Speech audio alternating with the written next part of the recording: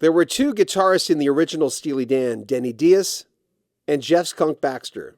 Two incredible guitarists when you consider what happened in the future with Steely Dan, where Donald Fagen and Walter Becker were so incredibly picky on all the people touching their music, especially guitarists.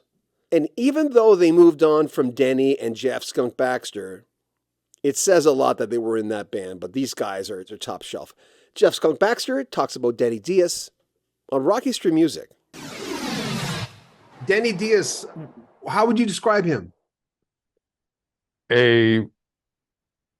There's a structure to his playing that I find, I can't think of another word other than delightful.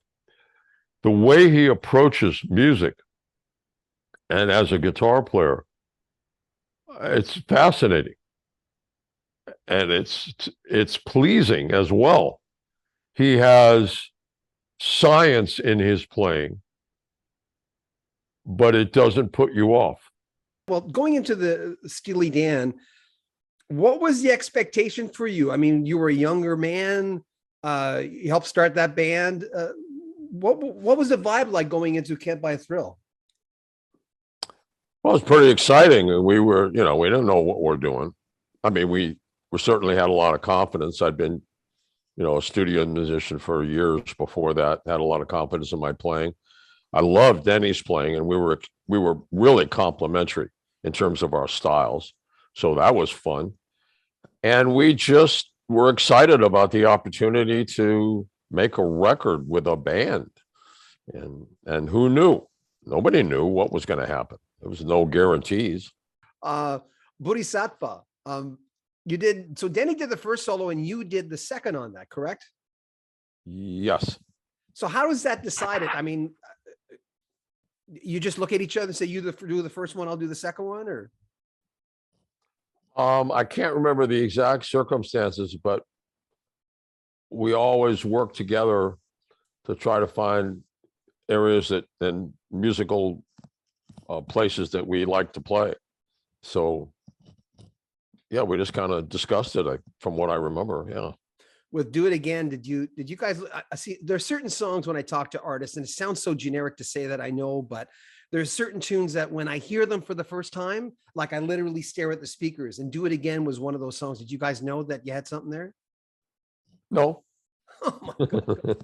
I mean, how do you know? You certainly are. You after you finish recording, you know whether you satisfied yourself and and the rest of your colleagues. But other than that, I think only Clive Davis had the golden ears crystal ball. So I don't know. One more drummer, Jim. You brought Jim into Steely Dan, correct? Jimmy Hodder. Oh man, what a drummer! What a drummer! You listen to that stuff, yeah. And I have a number of my drummer friends said, "Who played drums?" I said, "Jimmy Hodder." Well, who's Jimmy Hodder? Well, Jimmy Hodder was actually in a band called the Beat Game in Boston. That's where I met Gary Katz, who eventually asked me to do some work with Walter Becker and Donald Fagen. And Jimmy was the drummer in that band. That guy, there are some really underrated, unappreciated musicians on the planet. Tyran Porter is one, probably one of the most exquisite bass players I've ever played with, other than John Entwistle. Definitely in that category. Oh man, when you hear his playing, it's just scratching the surface. And the same with Jimmy Hodder. His drumming, talk about inviting. It was compelling.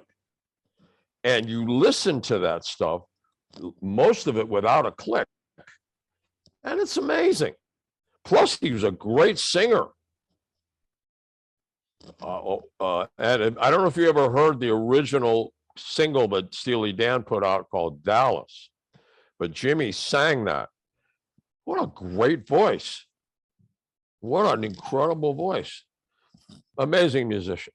And he was, after a while, his role was, speaking of Jim Gordon and Jeff Porcaro, his role just, did he leave? Yeah, bands are like families. Things the dynamics of any any set of personal relationships from a mathematical point of view. It's an entropic phenomenon bound by a set, like a band or a family. But what happens inside is entropy, to say the least. So I'd say it was a function of that.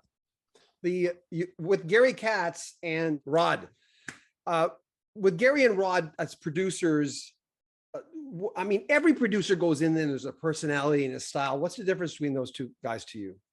Between Gary Katz and, I'm sorry? With Ted Templeman. Oh, Ted Templeman.